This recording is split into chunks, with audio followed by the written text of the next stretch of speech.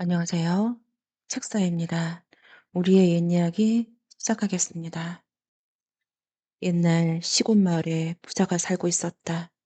집도 있고 땅도 많아서 부족한 것이 없었는데 슬하에 자식이 없는 것이 큰 한이 되었다. 좋다는 방법을 다 써보았지만 나이 마흔이 넘도록 아이를 갖지 못했다. 어느 날 남편이 수무룩한 모습을 하고 앉아 있는 것을 보고는 아내가 말했다. 첩을 들이면 자식을 볼 수 있을 테니 그리 하시지요. 그러자 남편의 낯빛이 저절로 환하게 바뀌었다. 정말 그러면 자식을 얻을 수 있을까요? 그러겠지요. 그러자 부자 남편은 사방으로 사람을 놓아 첩을 구하기 시작했다. 오래지 않아서 마음에 드는 여자를 찾아 첩으로 삼았다. 따로 작은 집 하나를 얻어서 살게 하면서 틈나는 대로 첩의 듭을 드나들이 했다. 그런데 아이를 가진 것은 뜻밖에도 새로 들어온 첩이 아니라 본처였다. 본처는 임신한 지 열흘 만에 떡두꺼비 같은 아들을 순산했다. 첩도 아닌 본처한테서 아들을 얻은 부자는 입이 착 벌어졌다. 아기를 어르느라 첩의 집에는 찾아갈 생각도 하지 않았다. 부자가 찾아오지를 않자 첩은 그만 안달이 났다.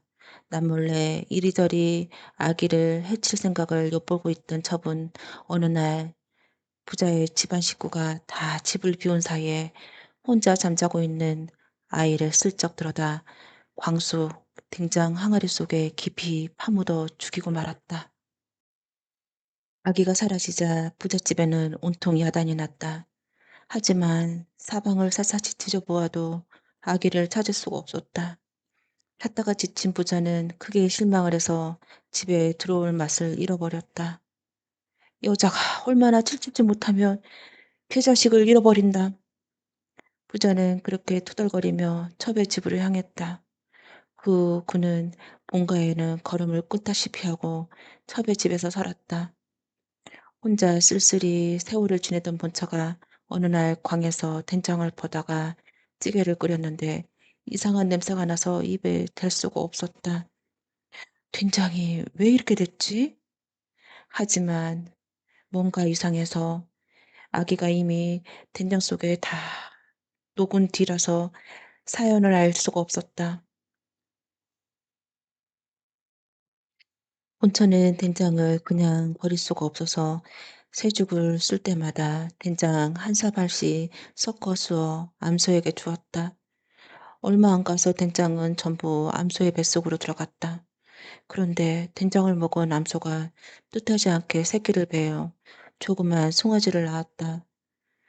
등어리가 금빛 무늬의 알록달록한 예쁜 송아지였다. 송아지가 너무 귀여워서 안아주자 송아지는 봄쪽 fun속을 파고들어 젖을 찾아 빨기 시작했다.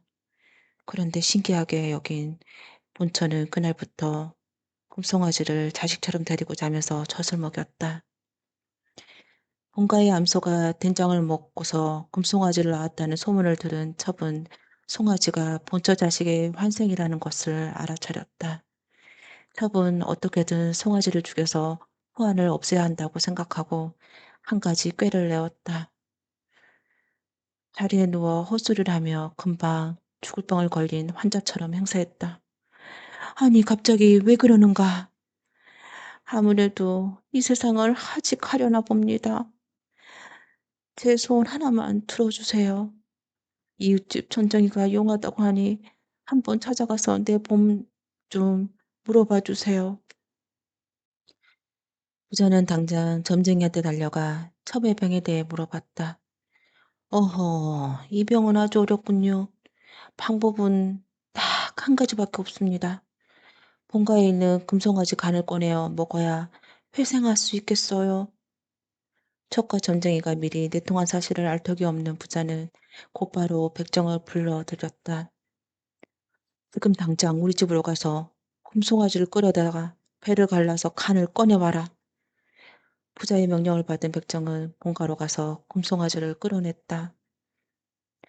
본처가 송아지를 내주지 않으려 했지만 부자의 명이 오나 체험하는지라 어쩔 수가 없었다.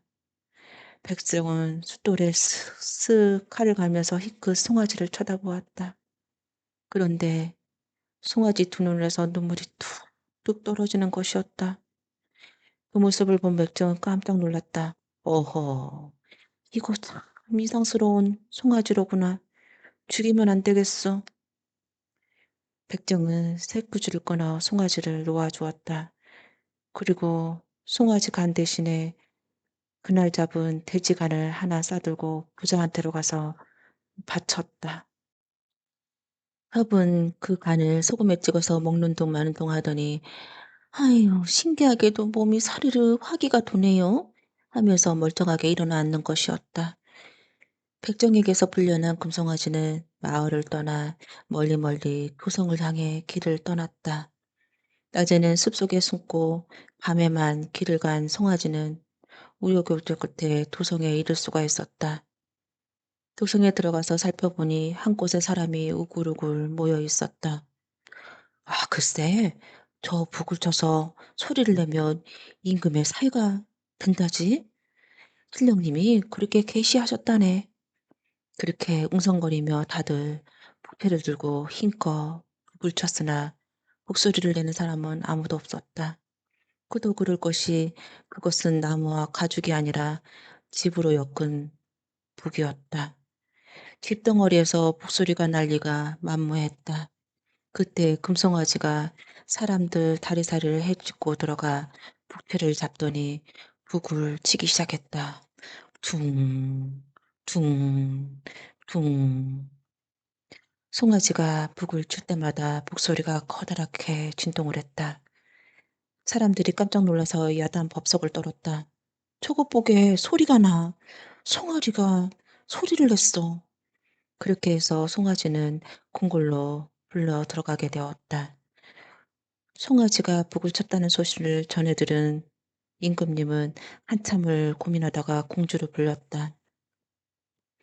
얘야, 내가 꿈에 신령님의 가르침을 받고 집북을 치는 사람에게 사위를 삼겠다고 했는데 웬 송아지가 북소리를 냈으니 이를 어쩌면 좋겠느냐. 아바마마, 한나라의 임금님이 어찌 한 입으로 두 말씀을 하겠습니까?